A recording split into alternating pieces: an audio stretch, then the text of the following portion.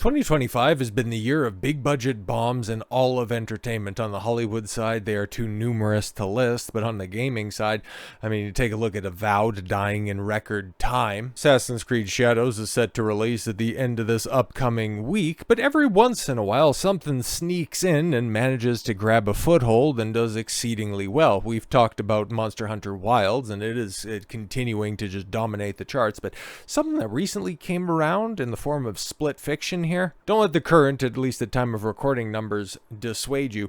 This game has been wildly popular. Over its release weekend, 259,000 people checking out a game that has mandatory co-op. Okay, it is from the people that made Brothers, A Tale of Two Sons, and I forget the one where it was a jailbreak game, but they're known for making high-quality fare, but they're little games every once in a while that can come around and reinvigorate and lend hope to the wider gaming audience that, yeah, there is some innovation out there. Yeah, there is a drive, there is a desire for the industry to be healthy. And yeah, as somebody who has been gaming for, oh my god, for as long as I can remember, my first console that I got, Sega Genesis with the Sonic 2 pack in, and I've been playing games well before that, and I'll continue to be playing games well after this very day. So yes, I want the industry to thrive and survive. It's just, for the most part, everything that we see kind of sucks, especially in the West. Current company, not included, but taking a look around, the amount of contraction that is taking place. The Eastern Masters that are totally on top of the world right now,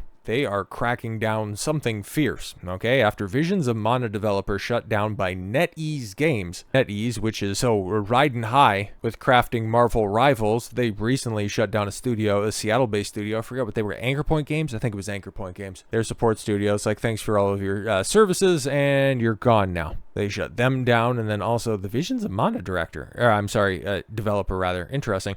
Co-creator Kenji Ozawa founds a new studio based on his belief that management needs to protect creators. So yeah, if you have people worthy of protection, absolutely. And that's the thing, though. When you're working on a project and it either does fair or foul, it's your merit that is going to allow you to sink or swim in the industry. And so this is the type of activity that I would definitely like to see and would definitely lend to a much healthier, decentralized industry, in so much as, people making their own studios and making their own games. Now, the Mana series has been one that has gone around for a very, very, very long time, and I'm not entirely sure how well Visions of Mana did, but these are the types of games that can be made by smaller studios, because these types of turn-based JRPGs, they're wildly popular and they're reasonably simplistic to create, so if they come from different corners, that's totally fine outside of the more traditional means.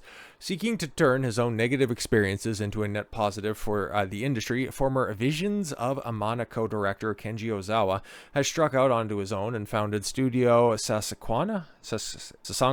Okay, a new development studio focused on offering creators a significant level of job security and protection in the face of an ever-collapsing industry, which, okay, just be careful on who you hire.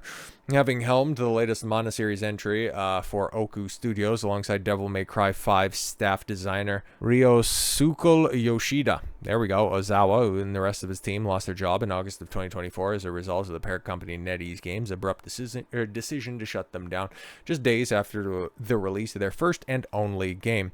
We're supporting studios outside China. We craft our strategy based on the goal of providing better gaming experiences to local and global players, a NetEase spokesperson told Bloomberg's Takashi Mochizuki when pressed for comment. We are thus always making necessary adjustments to reflect market conditions. So yeah, things were successful. We kind of know that things are going to, start winding down here, so we're just cutting costs. We're just getting out ahead of it, right? Okay. Though Ozawa's position was not immediately eliminated, ostensibly due to his seniority, making him invaluable on the sunsetting of Oka Studios. He ultimately departed December 1st, announcing his resignation via his personal Twitter account. It's been an incredibly meaningful experience working on Visions of Mana, which I hope you enjoyed, to helping establish the Shibuya brand. He said, is machine translated by ChatGPT. It will be a little while before I can share what I'll be doing next, but I will definitely continue to be a part of the gaming industry, and now we know where his path has taken him. Plan on keep living a life to the fullest. Thank you, Guangzhou. There we go. Okay, cool. Of course, as the old adage goes, you can't keep a good man down, and in the aftermath of his firing, Ozawa, well, he left. He didn't get fired, but anyways, has not only finally returned to the industry, but he has also done so as the head of his own endeavor, rather than as a general employee. And yeah, this is what I want to see. Okay, because the fact of the matter is studios are going to continue to get closed, specifically when you do shoddy work, okay, because Visions of Mana, I don't know how well it did. I know that it's a legendary IP. Then you got a game that realistically, like people were saying, do we really need to remaster a game that's what, not even 5 years old? In Until Dawn remake, the developers, yes, Ballistic Moon has effectively closed down. And as somebody who very recently watched a full playthrough of that game, anybody who worked on even the original should probably be drummed out of the industry because that shit's awful. Okay, and it's going to be getting. I think there's an Until Dawn movie that's coming out this year. Oh boy, that's gonna suck.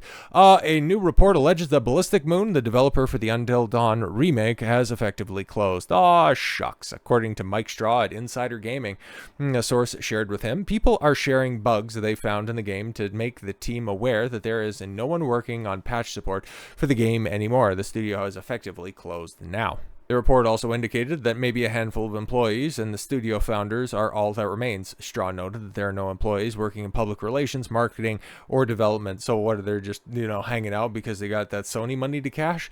The reason for the studio has reportedly shut down is because it failed to secure funding. At that point, one of the Insider Gaming sources shared, Sony said after the game they might greenlight more funding for updates, but it looks like they didn't. Yeah, mostly because the game was, well, it was pretty much a disaster, and it's ostensibly an extrapolation on the point-and-click genre that was really popular on PCs in the mid to late 90s. It's just a really stupid game. I was wildly unimpressed by something that has been hyped up for years at this point. The last time Ballistic Moon, yes, provided an update for the game, it was at the beginning of December with patch 1.08. Okay, cool. They make it playable. But yeah, holy shit, man. Like, this game is absolutely dead. Oh, but it's a single-player experience. It's a scary game. It's not exactly the season to be doing that, but it's not all that surprising that the studio is shutting down. Until Dawn released back on October, and it hit an all-time peak concurrent player count of 2,607 players. But yeah, it also came out on PlayStation. Don't know how well it does, but yeah, the game also did not even chart on True Trophy's PlayStation chart the week it released. So yeah, those are numbers that lead to studios closing.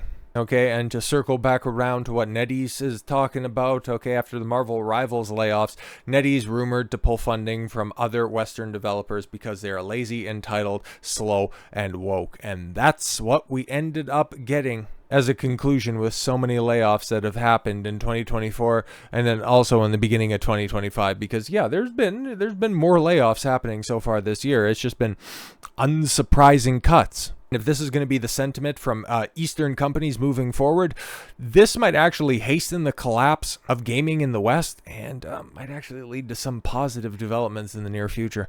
A new rumor alleges that NetEase might pull funding from other Western studios in the wake of it laying off Marvel Rivals developers at its Seattle studio.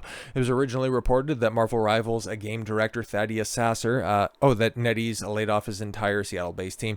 He wrote on LinkedIn, yeah, we went through all of this. Such a weird industry. I was a support developer on the project, and when I was no longer required for support, I was terminated. Funny how that stuff works. But yeah, he was a little bit more verbose in his sign-off, but that's basically what it boiled down to. NetEase confirmed the layoffs, and he explained in a statement to IGN, "We recently made the difficult decision to adjust Marvel Rivals development team structure for organizational reasons and to optimize development efficiency for the game. This resulted in a reduction of the design team based on Seattle that is part of a larger global design function in support of Marvel Rivals. We appreciate the hard work and dedication of those affected and will be treating them confidently and respectfully with recognition for their individual contributions." Yeah, basically reads, good luck in your future endeavors. We'll keep your name in the credits, but don't call us, we'll call you. Next, it stated, we want to reassure our fan base that the core development team for Marvel Rivals, which continues to be led by lead producer Wei Kong Wu and game creative director Yang Chen in Guangzhou, China, remains fully committed to delivering an exceptional experience.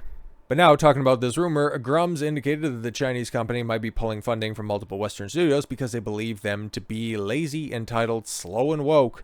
NetEase isn't just laying off six-person team, Marvel Rivals team rather. NetEase is also pulling funding from Western and potentially Japanese gaming studios. Visions of Mana team making a little bit more sense now. The CEO is said to be very unsatisfied with Western developers, calling them lazy, entitled, slow, and woke, according to a source I spoke with. He went on to share 13 studios are under review: Fantastic Pixels, Greg Street's MMO project, Rebel Wolves, interesting, former Witcher developers, Worlds Untold, shuttered in November, Skybox Labs, rumors of issues, Bad Brain Game Studios, Jackalyptic Games, Warhammer MMO, a Jark of Sparks. Okay, funding pulled in January. Anchor Point Studios, yes, T-0 Entertainment, Bullet Farm, Quantic Dream, rumored to be in trouble. Ooh, really? Because that's the most notable studio, at least the one that I remember. Or rings any bells with me? Because Quantic Dream, that used to be David Cage's outlet. Yeah, that used to be his outfit. So you had your Heavy Rains, Jason, and then you had that Elliot Page game. Which whatever happened to that promising young actress? And then of course, was it Detroit Beyond Human? People like that one. I played it.